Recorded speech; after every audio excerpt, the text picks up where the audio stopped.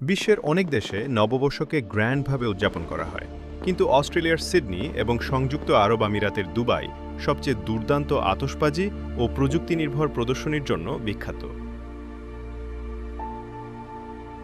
Sydney বিশ্বের প্রথম বড় শহর হিসেবে নতুন বছরকে স্বাগত জানায়। ঐতিহাসিক সিডনি হারবার ব্রিজ ও অপেরা হাউসকে ঘিরে অনুষ্ঠিত হয় 2 ধাপের আতশবাজি।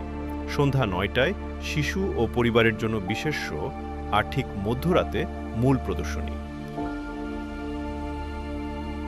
আলো, রং ও সঙ্গীতের সমন্বয়ে হারবার রূপ নেয় এক স্বপ্নীল মঞ্চে, যা দেখতে জড়ো হয় লক্ষ লক্ষ মানুষ।